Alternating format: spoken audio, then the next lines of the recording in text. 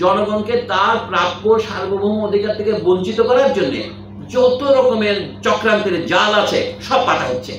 128 জন হবে 64 জেলা থেকে নিলে।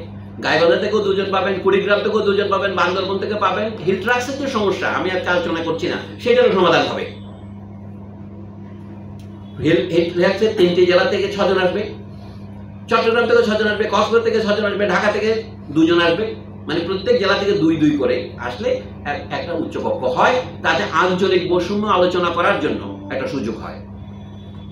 এটা আমারটা অক্ষরে করে মানবেন না। আপনারা বলেন না 2 জন খুব কম হয়, আচ্ছা ঠিক আছে 3 জন করে দেন, প্রায় 200 কাছাকাছি চলে যাবে। এইভাবে আপনি কিন্তু করতে পারেন যদি করতে চান, যদি না চান পারেন না। এখন তারা যেটা করছে এটার বিরুদ্ধে আমার আপত্তি হচ্ছে এখানে এই এক, অনির্বাচিত রাষ্ট্রপতিকে আপনি ক্ষমতা দিচ্ছেন নমিনেশন দেওয়ার জন্য 3 ভাগের 1 ভাগ। প্রথমে শুনেছিলেন 5 ভাগ। এটা ব্রিটিশ আমলের গভর্নর জেনারেল এবং ভাইসরয় সাহেবের এই এখতিয়ার ছিল। বড় লোক, ওনার নাম ছিল কি, মন্ত্রী বলছেন না, বড় লাটের এক্সিকিউটিভ কাউন্সিল, প্রশাসনিক পরিষদ। সেটাই যখন আমরা বিকালবেলা আইনের জন্য বসতো, এটার নাম ছিল লেজিসলেটিভ কাউন্সিল। কোনো ইলেকশন হতো না। কিছু কিছু ইংরেজ ছিল আর কিছু ভারতীয় তিনি মনোনয়ন দিতেন। এইটা ছিল মুসলিম লীগের দাবির অংশ। 1909 সনে আমাদের কাছ থেকেও কিছু প্রতিনিধি নেয়। আগা খান সাহেব এটাই বলেছিলেন। তো সেই মনোনয়ন প্রথাটা ফিরে যাওয়া আমাদের এত প্রয়োজনীয় হলো কেন? অনেকে এই যে ন্যাশনাল সিকিউরিটি কাউন্সিল করতে হবে, ওটা করতে হবে, অর্থাৎ জনগণকে তার প্রাপ্য সার্বভৌম অধিকার থেকে বঞ্চিত করার জন্য যত রকমের চক্রান্তের জাল আছে সব পাতা হচ্ছে। অথচ জুলাই অভ্যুত্থানের শহীদেরা প্রাণ দিয়েছিলেন সেই জন্য নয়, এটা ভুলিয়ে দেওয়া হচ্ছে।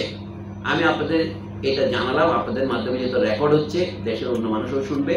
আমি মনে করি আমাকে আপনারা সমালোচনা করেন যে কিভাবে আমাদের প্রথম প্রশ্ন হচ্ছে, এক কক্ষ বিশিষ্ট সংসদের নির্বাচন যদি বৈধভাবে হয় এবং মানুষ যদি তার ভোটাধিকার প্রয়োগ করতে পারে, ভোটাধিকার প্রয়োগের বহু কারণ পথ আছে।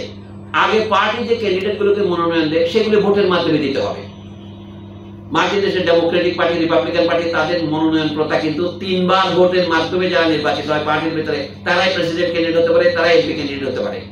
এটা করুন, সেটা কথা কেউ বলছে না। পার্টির নেতারা কেন মনোনয়ন দেবে? পার্টির যারা কাউন্সিল মেম্বার তারাই মনোনয়ন দেবে। সেটা করেন। তারপরে অবৈধ অর্থ এবং পেশি শক্তি ব্যবহারকে বন্ধ করেন।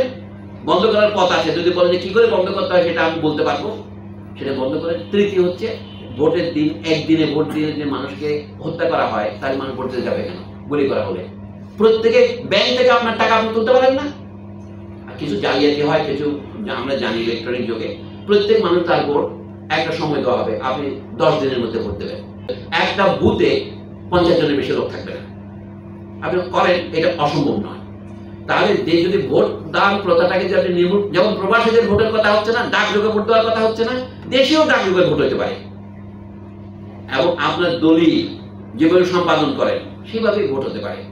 ব্যাংক অ্যাকাউন্টে আপনার টাকা আপনি জমা দেন এবং আপনি তোলেন, অন্য আপনার স্বাক্ষর ছাড়া তুলতে পারে না। আপনার পাসপোর্ট ছাড়া আপনি বিদেশে যেতে পারেন।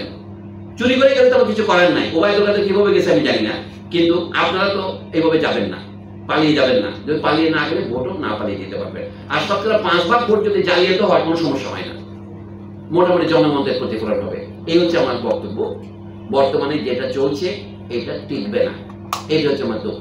1 বছর পার হলো, যদি আপনি আরো 1 বছর দেরিও করেন, কিন্তু আপনার এইটা তো সংস্কারের কথা ছিল না যে 2 দল 2 কক্ষ করতে হবে। এটাকে আপনি কে বলছে? আপনি একটা নির্বাচন ঠিকভাবে করেন, বাকিগুলো সেই পথ অনুসরণ করবে। তো আসল সমস্যা না খুঁজে আপনি রাস্তায় গিয়েছেন খুঁজতে, এটাকে হবে? যাক, জুলাই আন্দোলনের শহীদরা যদি তাদের প্রাণ না দিতেন, হয়তো এই কথাগুলো আপনাদের কষ্ট করে শুনতে হতো না, আমিও ঘরের মধ্যে বসে থাকতে পারতাম।